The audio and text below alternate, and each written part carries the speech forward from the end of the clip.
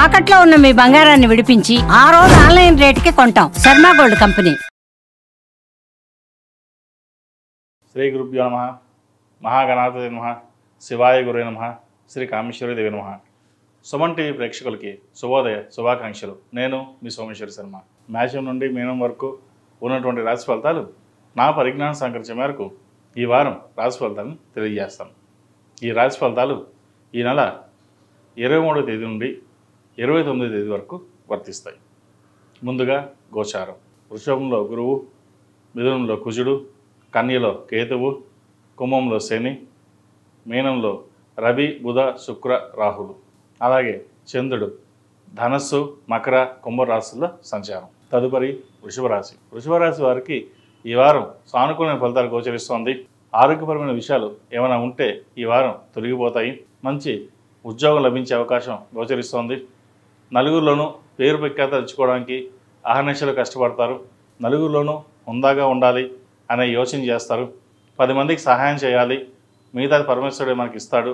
ఆ భగవంతుడు తోడు ఉన్నంతకాలం మనం 10 మందికి సహాయం చేయాలి, నలుగురిలోనూ మంచి పేరు తెచ్చుకోవాలి అనే భావంతో ముందుకు వెళ్తారు.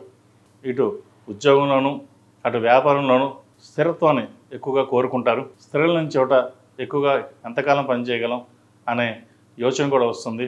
అయితే నమ్ముకున్న వాళ్ళని మోసం చేయకూడదు అనే మీ మంచితనాన్ని మీ ఉద్యోగంలో మంచి స్థానాన్ని నిలబెడుతుంది. ఎవరు ఎన్ని అనుకున్నా, ఎవరు ఎన్ని కించపరిచినా అవన్నీ పక్కన పెట్టి ఉద్యోగరీత్యా మీ బాధ్యతని మీరు నిర్వర్తిస్తారు. అదే మిమ్మల్ని పై స్థాయిలో నిలబెడుతుంది.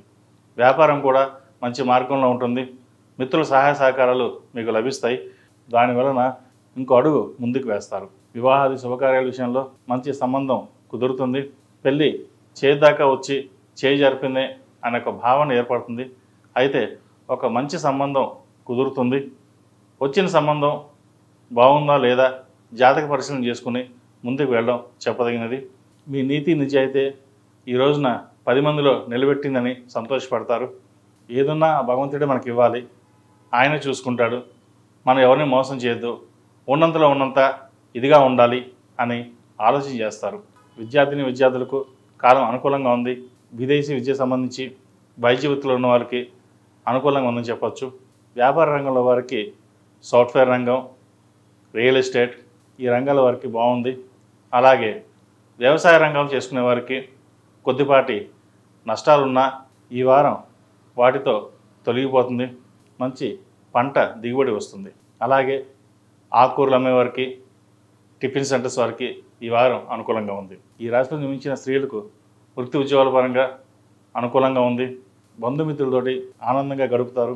ఇటు వ్యాపారంలోనూ అటు ఉద్యోగంలోనూ సమతుల్యతను ఏర్పరచుకుని వ్యాపార అభివృద్ధి చేసే వాళ్ళు వ్యాపారాన్ని, ఉద్యోగంలో మంచి పేరు ప్రఖ్యాతలు తెచ్చుకునే వారికి పేరు ప్రఖ్యాతలు తెచ్చుకోవడానికి ఎంతో శ్రమిస్తారు.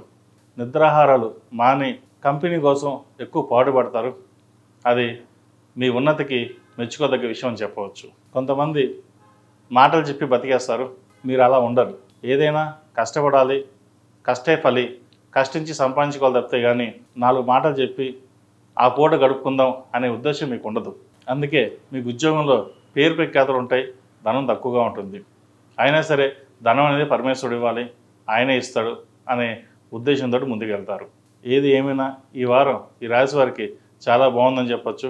ఇంటా బయట నలుగురిలో కలిసి ఒక శుభకార్యాన్ని చేయాలని నిర్ణయిస్తారు. అది బంధుమిత్రులతోటి చెప్పి మధ్యవర్తిగా ఎవరైనా ఉండమని చెప్పి అంటారు.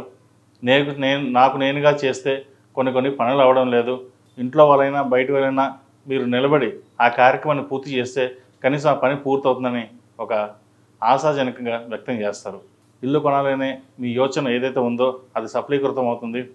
క్రెడిట్ కార్డులకి దూరంగా ఉండడం చెప్పదగిన సూచన. ఈ రాశిలో నిర్మించిన వారికి కలిసి వచ్చే సంఖ్య 6, కలిసి వచ్చే రంగు బ్లూ కలర్.